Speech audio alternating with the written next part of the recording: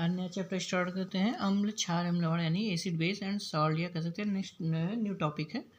तो अम्ल, क्षार और जो साल्ट होगा यानी एसिड बेस साल्ट हमारा जो होता है, ये मतलब कि हमारी ज़िंदगी में कह सकते हैं लाइफ में हर दिन इसका उपयोग होता है। उपयोग तो हम देखे ही जानते हैं। तो क्या चीज़ होता है, कैसे होता है, इसके बारे में। जैसे जब भोजन कोई कुछ स्वाद हम भोजन करते हैं तो उसमें कुछ हमारे जीभ में जो स्वाद ग्रंथियाँ पाई जाती हैं, ये कुछ उसमें एक्सेप्ट करती हैं, यानी कि स्वाद के बारे में बताती हैं। जो भोजन कुछ हम ऐसा भोजन करते हैं जिसका स्वाद कड़वा नज़र आएगा, कह सकते हैं बिटर यानी कड़वा हो सकता है, या इसमें कुछ खट्टा होता है हमारा, जैसे कह सकते हैं खट्टे स्वाद में आएगा, कुछ इसमें मीठा होता है। तो ये विभिन्न प्रकार के स्वाद को एक्सेप्ट करते हैं। तो ये भोजन में जो उपस्थित जो होते हैं, भोजन के में ही ये हमें क्रमशः जो अम्ल और क्षार जो होता है, इसी के कारण हमको स्वाद जो होता है अलग अलग डिफरेंट टाइप के दिखाई देते हैं। यानी कि क्षार और अम्ल जो होते हैं इसमें उपस्थित होते हैं। यानी अम्ल क्षार की उपस्थिति के कारण ये होता है, यानी स्वाद में जो हमारे गुण होता है, कह सकते हैं खट्टा है कि मीठा है कि कड़वा है। हमारे जैसे हम साथ में ग्रुप में रहते हैं, जैसे मान लीजिए हम लोग कभी क्या होता है, कभी एक्स्ट्रा मतलब अधिक मात्रा में भोजन को मन पसंद यानी पसंदीदा भोजन मिल जाए तो कुछ थोड़ा अधिक हो जाता है, या कभी कुछ ऐसा होता है, कंडीशन आ जाती है कि मात्रा में भोजन थोड़ी ज़्यादा हो जाती है। तो जब भोजन ज़्यादा हो जाती है या सही से कह सकते हैं मौसम परिवर्तन में भी ज़्यादा होता है, तो वो इसमें कह सकते हैं कि हमारी खट्टी डकारें जैसे आने लगती हैं, खट्टी खट्टी, इसमें कभी जलन जैसे होने लगती हैं। तो ये जो अधिक होती है यानी जो डकार आती है खट्टे होने का, तो ये अम्लता के कारण ही हमारे पास आता है।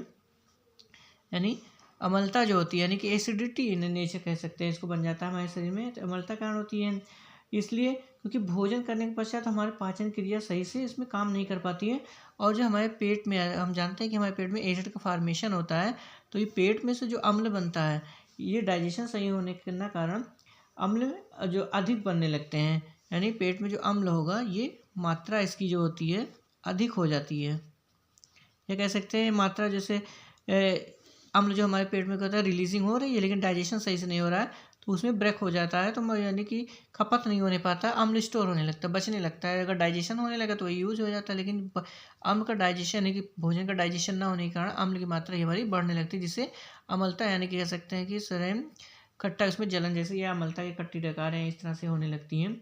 तो ये पाचन क्रिया के कारण ही होती है, यानी अधिक मात्रा। तो इसमें अम्लता को पीड़ित व्यक्ति को हम क्या देते हैं, जैसे हम अक्सर क्या करते हैं, नींबू पानी निकाल के तुरंत अगर इसमें नींबू पानी मिला के दिया जाता है, मतलब मेडिसिन नहीं, इस तरह की चीज़ें नहीं होती, नींबू पानी दिया जाता है। तो ये नींबू पानी, या इसमें जैसे सिरका का भी होता है, बेकिंग सोडा कुछ होता है, बेकिंग सोडा यूज़ किया जाता है।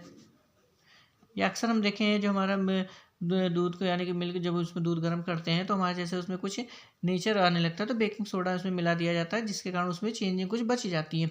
तो ये सारी चीज़ें जो होती है यानी अम्लता को, यानी कि इसको रोकने के लिए, यानी कि हम कौन सा उपचार कैसे, यानी किसी व्यक्ति को जैसे नींबू पानी का सिरका या बेकिंग सोडा दिया जा रहा है, तो किस समय किस चीज़ को ध्यान में रख के हम दे रहे हैं, ये कि नींबू पानी इसको देना चाहिए या बेकिंग सोडा, क्या रीज़न होता है, कि क्या कारण है कि जैसे अम्लता नज़र आ रही है तो है, लेकिन हम इसको देते हैं, सोचते हैं क्या कारण है, इसमें ये चीज़ दिया जाएगा, नींबू पानी दिया जाए या बेकिंग सोडा इसमें कुछ मिला के इस तरह से दिया जाए। तो ये सारी चीज़ें, और अम्ल एवं क्षार जो होते हैं एक दूसरे का प्रभाव, अम्ल क्षार जो होंगे ये आपस में एक दूसरे के प्रभाव को नष्ट कर देते हैं। अम्ल और क्षार जो होते हैं आपस में ये क्रिया करते हैं, तो ये इनकी एक्टिविटी जो होती है आपस में एक दूसरे के प्रभाव को समाप्त कर देते हैं। तो बेकिंग सोडा, तो जो अम्लीय पीड़ित व्यक्ति होता है उसे बेकिंग सोडा यानी कि कह सकते हैं बेकिंग सोडा की मात्रा अगर किसी चीज़ पानी में घोल के इस तरह से मिला के दिया जाए तो शायद उसके प्रभाव को कम कर सकता है। तो ये सारी चीज़ें होती हैं। तो इसी के आधार पर जैसे मैं अम्लता के आधार पर, तो ये अम्ल जो होता है क्या चीज़ है, तो अम्लता की अवधारणा जो आई, अम्ल की जो परिभाषा कह सकते हैं कॉन्सेप्ट ऑफ एसिड, ये जो होती है कह सकते हैं हम अम्ल उन्हीं को कहेंगे वे पदार्थ जो स्वाद में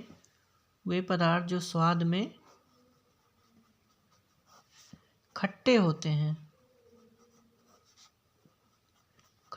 हैं एवं नीले लिटमस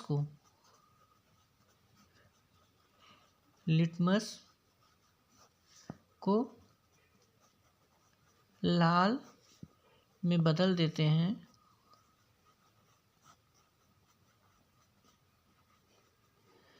अम्ल कहलाते हैं। तो ये अम्ल की एक कॉन्सेप्ट यानी कि परिभाषा है, इसकी एक अवधारणा दी गई है कि वे पदार्थ जो स्वाद में खट्टे होंगे, यानी हम जिसका टेस्ट लेंगे उसका मतलब हमको खट्टापन नज़र आएगा, और जो उसमें खट्टे होते हैं प्लस उसमें जो नीले इसमें लिटमस पेपर को रेड में यानी लाल में चेंज कर देंगे, तो ये हम उन्हीं को अम्ल कहते हैं। तो ये हम उन्हीं को एसिड यानी कि अम्ल कहेंगे। अम्ल शब्द की जो परिभाषा यानी अम्ल शब्द की जो उत्पत्ति हुई है एसियर शब्द से हुई है। एसियर इसका मतलब होता है खट्टा, यानी इसका मतलब होता है खट्टा या सोर, मतलब कह सकते हैं ये सोर यानी खट्टा से होता है। और वे पदार्थ जिसमें ये उपस्थित होते हैं वे खट्टे कहलाते हैं, यानी कि जिसमें ये मात्रा पाई जाएगी वे खट्टे पदार्थ हो जाएंगे हमारे, यानी कि इसमें खट्टा जिसमें मिलेगा वो खट्टे पदार्थ कहलाएंगे इसमें। तो ये चीज़ होती है, जैसे खट्टे पदार्थ में होता है, जैसे हम सिरका लेते हैं यूज़ करते हैं, सिरका है, नींबू है हमारा, संतरा, ये कुछ ऐसे, या इमली है हमारी, ये ऐसे पदार्थ हैं जो उनका स्वाद हमारा खट्टा होता है। खट्टा इसमें जो होता है एसिटिक अम्ल, सिरका जो होती है इसको इसमें एसिटिक अम्ल पाया जाता है।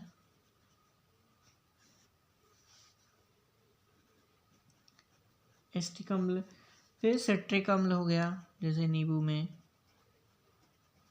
सिट्रिक अम्ल। तो ये इस तरह से कुछ अम्ल होते हैं जिनको हम यूज़ करते हैं खाने में, क्योंकि ये स्वाद में खट्टे होते हैं। तो इसमें अरहेंस मतलब कह सकते हैं साइंटिस्ट एर्नियस साइंटिस्ट के आधार पे, यानी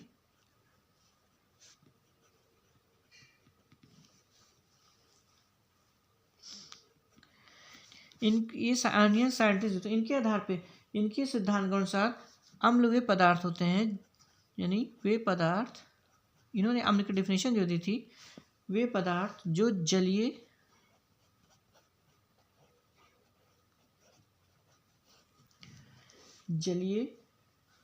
विलयन में वियोजित हो जाते हैं।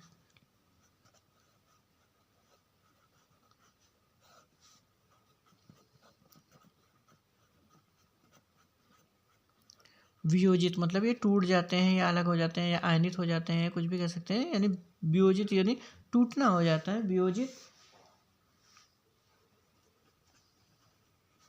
वियोजित होकर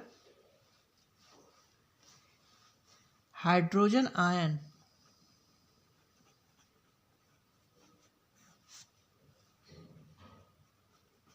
यानी H+ हाइड्रोजन आयन देते हैं।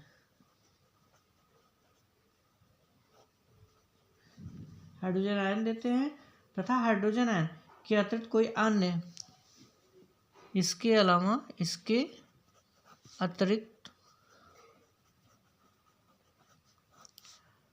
अन्य धन आयन नहीं देते हैं या नहीं बनाते हैं, नहीं देते हैं या नहीं बनाते हैं, वे अम्ल कहलाते हैं।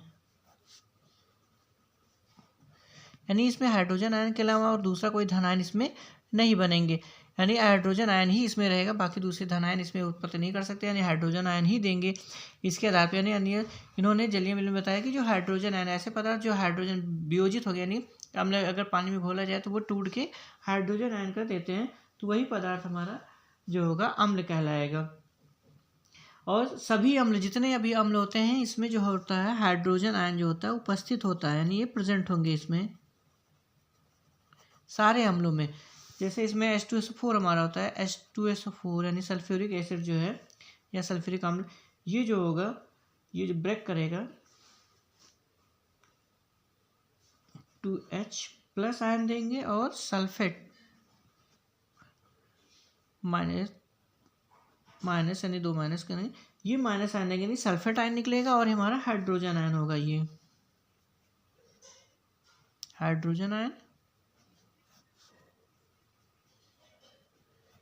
और ये सल्फेट आयन होगा, यानी ये निगेटिव होगा हमारा, निगेटिव चार्ज इस पे, तो एक ही यानी धन आयन ही इसमें दे रहा है, तो ये हमारा होगा। ऐसे हाइड्रोजन साइनाइड जो होगा HCN, ये जो ब्रेक करेगा तो H आयन देगा हमारा और प्लस CN आयन, माने ये जो होगा निगेटिव, तो ये हमारा पॉजिटिव चार्ज इसमें दे रहा है, ये हमारा पॉजिटिव यानी हाइड्रोजन आयन इसमें रिलीज हो रहे हैं, तो ये हम कह सकते हैं हमारे अम्ल हैं। अम्ल जो होते हैं इस तरह से बताया गया, 2 प्रकार के हैं अम्ल, 2 प्रकार।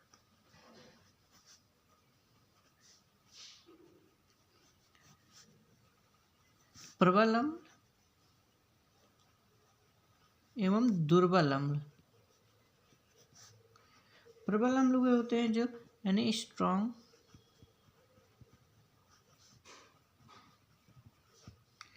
एसिड्स, वे अम्ल जो जल में पूर्ण आयन वियोजित हो जाए या आयनित हो जाए, वे अम्ल जो यानी ये जल में इनको अगर घोला जाएगा, पानी में कह सकते हैं घोला जाए, तो ये पूरी तरह से यानी पूर्ण रूप से ये वियोजित यानी पूर्ण रूप से ये टूट जाएंगे और इसमें धन आयन का उत्पन्न करेंगे पूर्ण रूप से।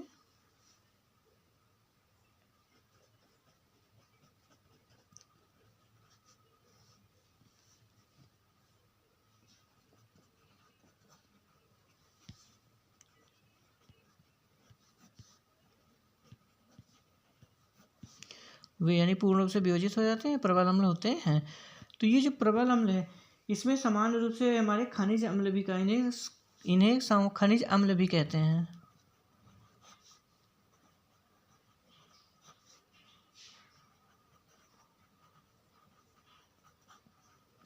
खनिज अम्ल जैसे हमारा इसमें HCl है, हाइड्रोक्लोरिक एसिड, HNO3, H2SO4, ये सारे अम्ल जो होते हैं अन्य जो इसमें इस तरह से आ सकते हैं, तो ये इस तरह से जो हमारे हैं HCl, HNO3 और H2SO4, ये प्रबल अम्ल होते हैं, स्ट्रॉन्ग एसिड होते हैं, ये यानी कि पानी में अगर घोला जाएगा तो पूरी तरह से वियोजित हो जाएंगे। दूसरा जो होता है हमारा दुर्बल अम्ल,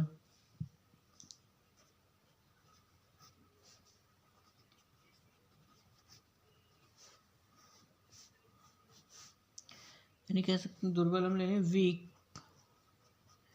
एसिड्स। वीक एसिड्स जो यानी ये पूरी तरह से वियोजित नहीं होते हैं, वे अम्ल जो जल में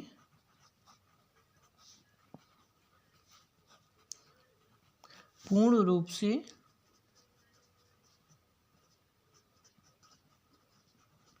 वियोजित नहीं होते, यानी कह सकते हैं पूरी तरह से वियोजित नहीं होंगे, ये दुर्बल अम्ल कहलाते हैं।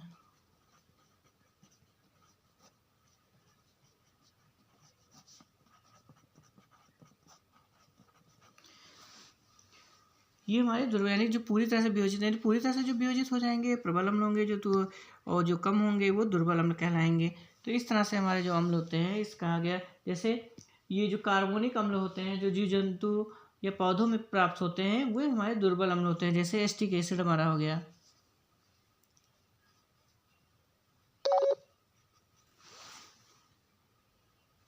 ये हमारा एसिटिक एसिड हो गया।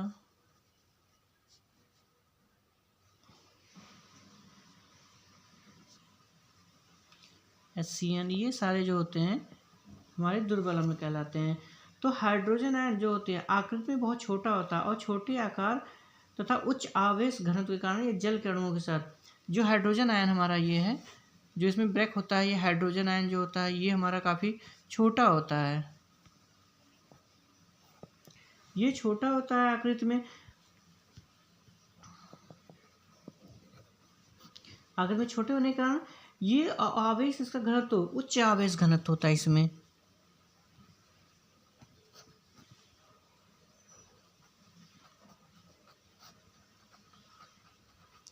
उच्च आवेश घनत्व पाया जाता है।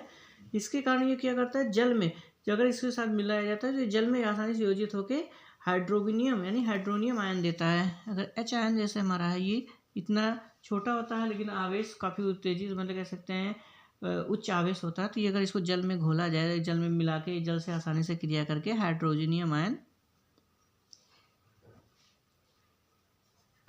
यानी ये हाइड्रोनियम आयन बना लेता है।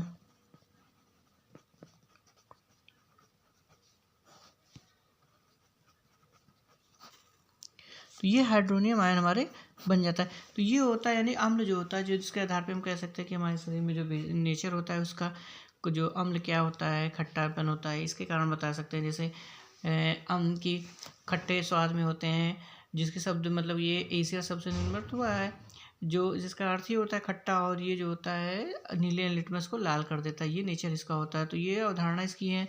अरियंस ने बताया था कि जो हाइड्रोजन आयन देते हैं वो हमारे अम्ल कहलाते हैं। इसमें दो प्रकार के होते हैं, प्रबल अम्ल, दुर्बल, यानी जो पानी में पूरी तरह से जल में पूर्ण रूप से वियोजित हो जाए, टूट जाए, यानी आयन देते हैं, प्रबल अम्ल होते हैं। और इन्हें खनिज अम्ल भी कहा जाता है। दुर्बल अम्ल होते हैं जो आसानी से जल में बने घुले जाते हैं, लेकिन पूर्ण रूप से आयनित नहीं होती है, वियोजित नहीं होती हैं, दुर्बल अम्ल कहलाते हैं। और ये जो हाइड्रोजन आयन देते हैं ये काफ़ी छोटे होते हैं, लेकिन उच्च आवेश घनत्व होता है, इसलिए पानी के साथ क्रिया करके यानी जल के साथ क्रिया करके हाइड्रोनियम आयन हमारा ये देते हैं। तो ये इस तरह से हमारा जो होता है अम्ल की डेफिनेशन होती है।